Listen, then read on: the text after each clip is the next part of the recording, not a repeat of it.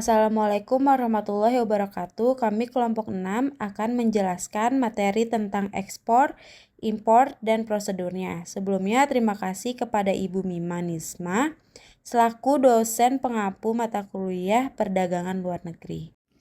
Assalamualaikum warahmatullahi wabarakatuh. Perkenalkan, nama saya Siti Hilwa Malika dengan NPM 2020 14500 786.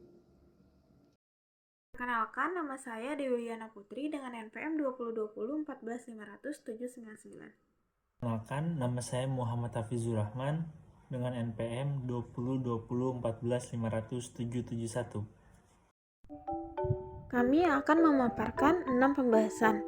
Di antaranya, pengertian ekspor, tujuan dan manfaat ekspor, prosedur ekspor, pengertian impor, tujuan dan manfaat impor, dan prosedur impor.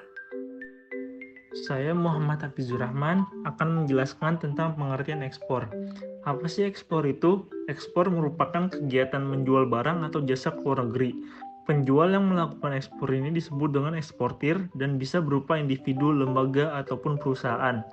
Kegiatan ekspor ini biasanya terjadi saat suatu negara sudah mampu memproduksi barang atau jasa dalam jumlah yang besar, serta kebutuhan dalam negerinya sudah tercukupi. Alhasil, terjadi kelebihan produksi barang tersebut yang bisa dikirim dan dijual ke luar negeri. Nantinya, negara akan menerima pemasukan yang disebut dengan devisa. Selanjutnya ada tujuan dan manfaat ekspor. Yang pertama, yaitu mengendalikan harga produk. Karena kelebihan produksi yang melimpah bisa menurunkan harga suatu produk. Dengan ekspor ini, harga suatu produk bisa menjadi normal. Yang kedua, yaitu menumbuhkan industri dalam negeri. Karena kegiatan ekspor ini bisa merangsang kelahiran industri-industri lain yang lebih besar. Yang ketiga, ada menambah devisa negara. Dengan menambah devisa negara ini, terbukanya peluang pasar baru di luar negeri sehingga menumbuhkan perluasan pasar domestik dan investasi ke depannya. Dan yang terakhir, yang keempat, ada memperbanyak lapangan kerja. Dengan memperbanyak lapangan kerja ini, kegiatan ekspor bisa menyerap tenaga kerja lokal dan alhasil bisa menekan angka pengangguran dan menurunkan kemiskinan. Saya Siti Hilwa Malika ingin menjelaskan tentang prosedur ekspor. Yang pertama itu ada pembuatan sales kontrak proses atau surat kontrak penjualan. Yang pertama, membuat surat perjanjian antara eksportir dan importir. Biasanya berisi harga, syarat pembayaran, kualitas jumlah, cara pengangkutan dan pengiriman, asuransi, dan lain sebagainya. Yang kedua itu ada penerbitan Letter of Credit atau LC. Berikut proses penerbitan Letter of Credit. Yang pertama itu ada importir meminta bank devisa untuk membuka LC, lalu bank akan membuka LC di bank jaringannya yang ada di negara eksportir atau disebut juga advising bank.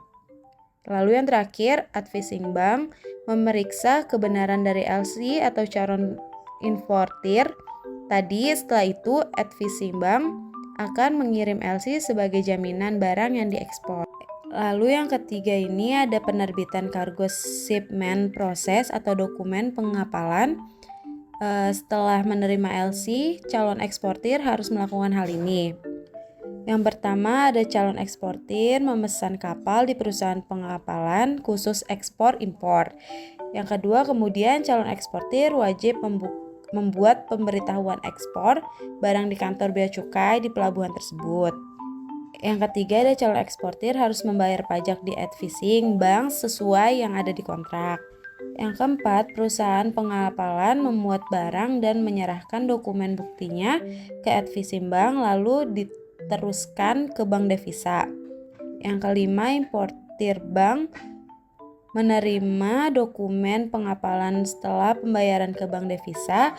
Dokumen ini penting karena merupakan syarat pengambilan barang. Yang keempat ini ada pencairan shipping, dokumen negotiation process atau klaim atas barang yang sudah dibayarkan importir.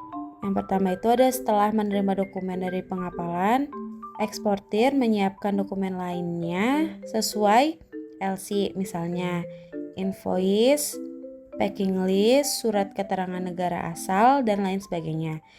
Bila sudah lengkap, maka dokumen akan diserahkan ke advising bank untuk menerima bayaran sesuai LC. Kemudian, Advisimbang memeriksa kelengkapan dokumen dan keakuratannya. Tujuannya untuk mengeluarkan uang pembayaran. Dokumen pengiriman barang yang lengkap akan dikirimkan ke bank devisa negara importir supaya mendapatkan uang pembayaran eksportir. Lalu, bank devisa memeriksa kelengkapan dokumen tersebut dan melunasi pembayarannya. Terakhir, bank devisa menyerahkan dokumen ke importir yang akan digunakan untuk mengambil barang yang diimpor. Pengertian import.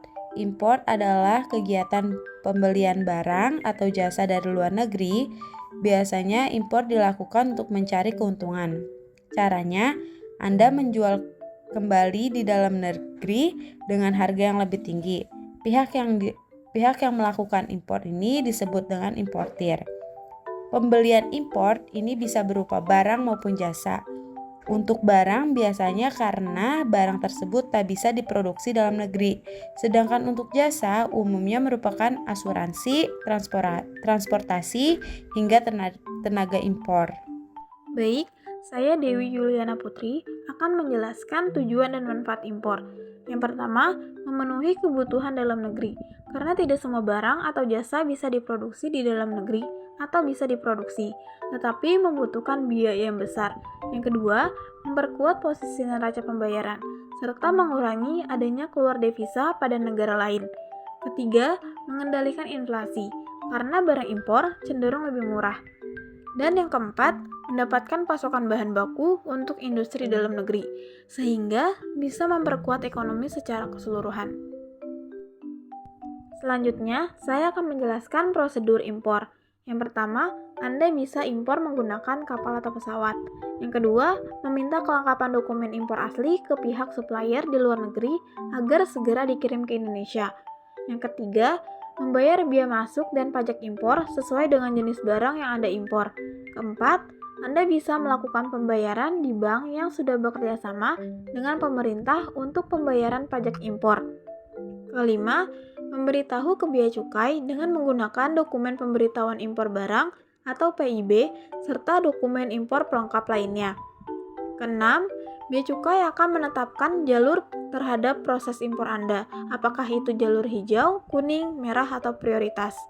Ketujuh, jika proses impor telah disetujui, bea cukai akan menerbitkan surat persetujuan pengeluaran barang atau SPPB. Yang kedelapan, bila SPPB sudah terbit, secara hukum, barang impor Anda sudah mendapatkan izin untuk masuk wilayah Indonesia. Kesembilan, terakhir, barang akan diangkut ke kawasan pabean ke tempat Anda, biasanya menggunakan transportasi darat seperti truk, bus, atau mobil. Sekian presentasi dari kelompok 6, kurang lebihnya mohon maaf. Wassalamualaikum warahmatullahi wabarakatuh.